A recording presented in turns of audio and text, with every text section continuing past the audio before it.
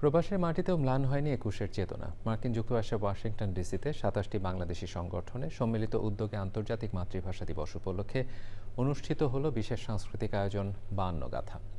পবিত্র রমজান মাসের কারণে অনুষ্ঠানটি পিছিয়ে এই সময় করা হয়। ওয়াশিংটন থেকে জানাচ্ছেন স্যাম রিয়া। যুক্তরাষ্ট্রের ওয়াশিংটন ডিসি, ম্যারিল্যান্ড ও ভার্জিনিয়ার ২৭টি সংগঠনের সম্মিলিত উদ্যোগে ডিসি ২১ অ্যালায়েন্সের আয়োজনে আন্তর্জাতিক মাতৃভাষা দিবস উপলক্ষে অনুষ্ঠিত হল বিশেষ সাংস্কৃতিক আয়োজন ৫২ গাথা। অনুষ্ঠানের এবারের আয়োজক সংগঠন স্বদেশ। অনুষ্ঠানে উপস্থিত ছিলেন বাংলাদেশ দূতাবাসের deputy chief Salauddin Ahmed, councillor Mahbubur Rahman এবং প্রেস মিনিস্টার গোলাম মুর্তজা। এছাড়া মার্কিন সিনেটর মার্ক ওয়ার্নার ও কংগ্রেসম্যান ডন বেয়ারের প্রতিনিধিরাও অনুষ্ঠানে অংশ নেন।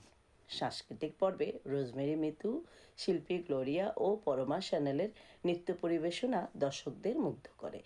স্যামরিয়ার পরিচালনায় বিশেষ শ্রুতিনাট্য ফাগুনের ভাষা দর্শকদের নন্দিত করে। প্রত্যেকটা অনুষ্ঠানে একের পর এক যেভাবে ঝাঁকুনি দিয়েছে আজকে, এটা মনে হচ্ছে আমরা we are together DC ২১ alliance in Washington DC ম্যারিল্যান্ডে। এতগুলো অর্গানাইজেশন মিলে একসাথে হয়ে একটা অনুষ্ঠান করা, আমি মনে করি আমেরিকা এমনকি অনেক জায়গায় এটা একটা চ্যালেঞ্জের ব্যাপার হলেও আমরা এটা ধরে রেখেছি। অনুষ্ঠানের শেষ পর্বে ২৭টি সংগঠনের পক্ষ থেকে অস্থায়ী শহীদ মিনারে পুষ্পস্তবক অর্পণ করে মহান ভাষা শহীদদের স্মরণ করা হয়। খুব স্বতঃস্ফূর্তভাবে আজকের ২১ উদযাপনটা হয়েছে, যেটা কিনা অতীতে এইভাবে এত স্বতঃস্ফূর্ত দেখা যায়নি, যেটা আজকে হয়েছে।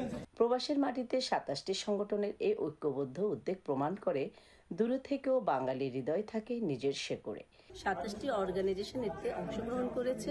অনুষ্ঠানটি অত্যন্ত সাফল্যমণ্ডিত হয়েছে। শহীদদেরকে শ্রদ্ধা রেখে পুষ্পার্ঘ করা হয়েছে। Sam Riya, channel I, Washington DC.